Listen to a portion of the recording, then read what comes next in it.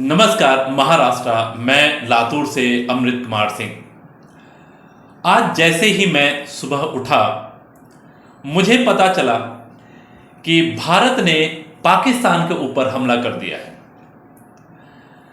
दोस्तों, जब से पहलगाम में हमला हुआ था उसी दिन से यह साफ हो गया था कि भारत सरकार हर हालत में इस हमले का बदला लेगी। जो हमला हुआ पहलगाम में, उस हमले में पर्टिकुलरली लोगों के धर्म को पूछकर आतंकवादियों ने यह हमला किया था।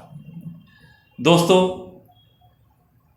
29 अप्रैल के दिन जम्मू और कश्मीर की सरकार ने 87 टूरिस्ट स्पॉट्स में से 48 टूरिस्ट स्पॉट्स को बंद कर दिया था।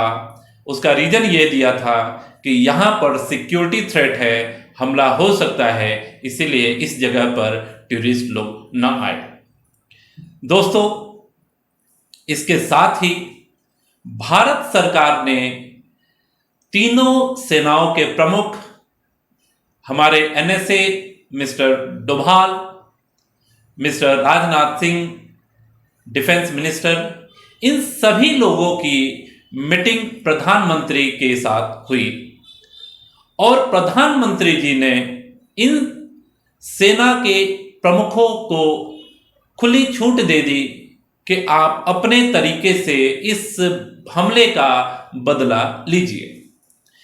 दोस्तों, जब उन्होंने यह क्लियर कर दिया कि आपको इसका बदला लेना है, इसके साथ ही भारत सरकार ने back to back 4 important cabinet committees की मीटिंग ली।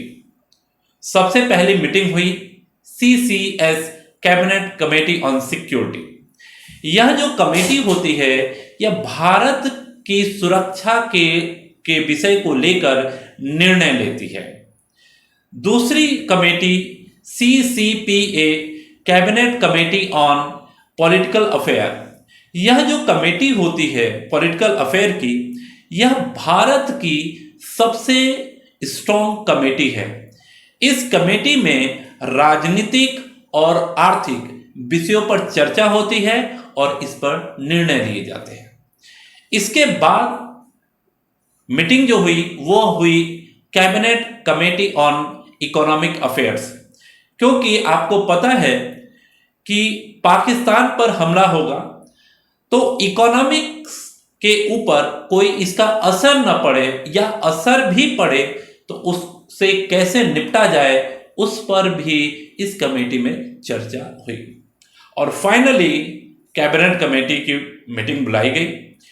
इस मीटिंग में जितने भी इंपॉर्टेंट मिनिस्टर हैं भारत सरकार के, वो लोग सभी शामिल हुए और इस मीटिंग में भारत सरकार की तरफ से जो बातें सीसीएस में, सीसीपीए में और सीसीईए में जो डिस्कशन हुआ था, जो तीनों सेनाओं के प्रमुख के साथ डिस्कशन हुआ था, उसके बारे में बताया गया और निर्णय लिया गया, निर्णय को फाइनलाइज किया गया कि हम पाकिस्तान पर अटैक करके इस आतंकवादी हमले का बदला जरूर एंड जरूर लेंगे।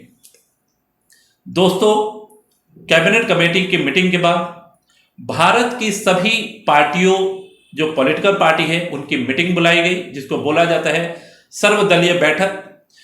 उस बैठक में भारत के जितने भी इंपॉर्टेंट पॉलिटिकल पार्टी है, उन सभी के रिप्रेजेंटेटिव वहां पर आए और उन रिप्रेजेंटेटिव को भारत ने बताया, भारत सरकार ने बताया कि किस तरीके से पाकिस्तान की सरकार का हाथ रहा है पहलगाम के हमले में।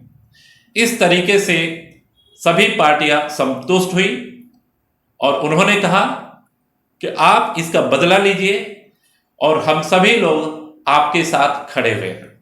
दोस्तों, जैसे आपको पता चला है कि ऑलरेडी सेना को पूरी छूट दी जा चुकी थी, मीटिंग्स पहले ही हो चुकी थी।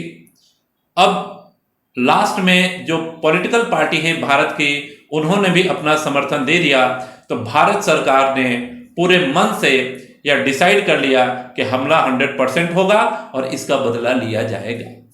दोस्तों, सेना की तैयारियां ऑलरेडी चल रही थी।